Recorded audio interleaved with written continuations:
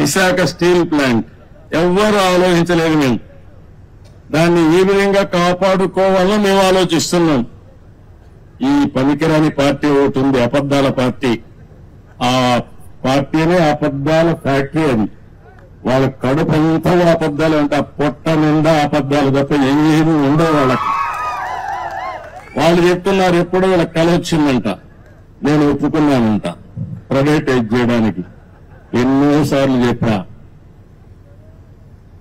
తెలుగు వారి ఆత్మగౌరవం కోసం పోరాడినటువంటి ఫ్యాక్టరీ ఇది.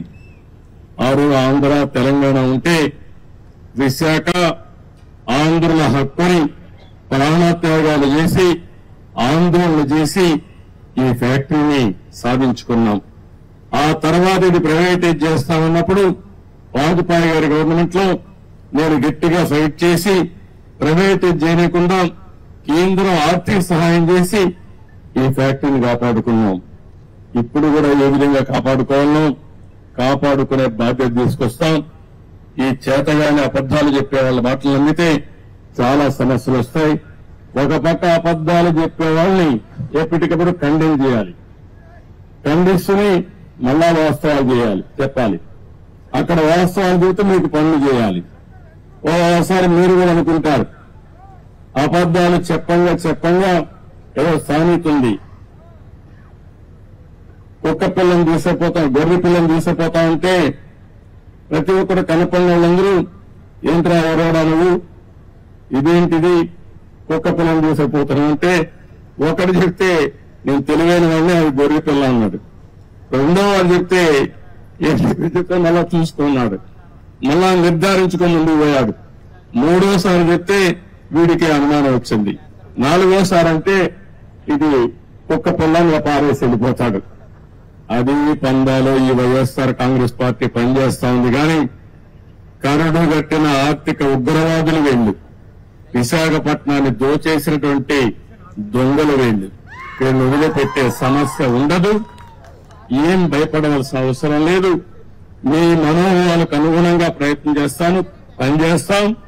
విశాఖ స్టీల్ ప్లాంట్ ఎవ్వరూ ఆలోచించలేదు. మేము దాన్ని ఈ విధంగా కాపాడుకోవాలని మేము ఆలోచిస్తున్నాం. ఈ పనికిరాని పార్టీ ఒకటి ఉంది, అబద్దాల పార్టీ. ఆ పార్టీనే అబద్దాల ఫ్యాక్టరీ. అది వాళ్ళ కడుపు అంతా అబద్దాలు అంటే ఆ పొట్ట నిండా అబద్దాలు తప్ప ఏమీ ఉండవు వాళ్ళకి.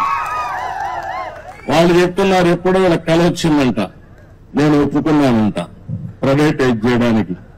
ఎన్నోసార్లు చెప్పా.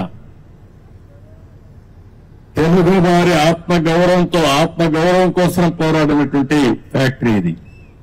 ఆరు ఆంధ్ర తెలంగాణ ఉంటే విశాఖ ఆంధ్రుల హక్కుని ప్రాణత్యాగాలు చేసి ఆందోళన చేసి ఈ ఫ్యాక్టరీని సాధించుకున్నాం.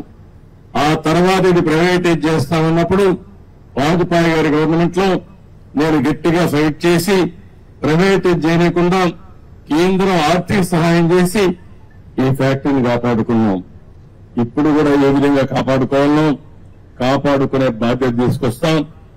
ఈ చేతగానే అబద్దాలు చెప్పే వాళ్ళ మాటలు నమ్మితే చాలా సమస్యలు వస్తాయి. ఒక పక్క అబద్దాలు చెప్పే వాళ్ళని ఎప్పటికప్పుడు ఖండన చేయాలి, ఖండిస్తుని మళ్ళా వాస్తవాలు చెప్పాలి. అక్కడ వాస్తవాలు చెబితే మీకు పనులు చేయాలి.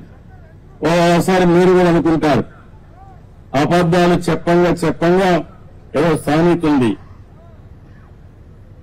కుక్క పిల్లని తీసుకుపోతాం గొర్రె పిల్లని తీసుకుపోతా ఉంటే ప్రతి ఒక్కరు కనపడిన వాళ్ళందరూ ఏంట్రా ఎవరోడా నువ్వు, ఇదేంటిది కుక్క పిల్లని తీసుకుపోతాను అంటే ఒకటి చెప్తే నేను తెలివైన వాడిని అది గొర్రె పిల్ల అన్నాడు. రెండో వాడు చెప్తే మళ్ళా చూసుకున్నాడు, మళ్ళా నిర్ధారించుకొని ముందుకు పోయాడు. మూడోసారి చెప్తే వీడికి అనుమానం వచ్చింది. నాలుగోసారి అంటే ఇది కుక్క పిల్లని పారేసి వెళ్ళిపోతాడు. అది పందాలో ఈ వైఎస్ఆర్ కాంగ్రెస్ పార్టీ పనిచేస్తా ఉంది. కానీ కరడు గట్టిన ఆర్థిక ఉగ్రవాదులు వీళ్ళు, విశాఖపట్నాన్ని దోచేసినటువంటి దొంగలు వీళ్ళు. వీళ్ళు వదిలిపెట్టే సమస్య ఉండదు. ఏం భయపడవలసిన అవసరం లేదు. మీ మనోభావాలకు అనుగుణంగా పనిచేస్తాం.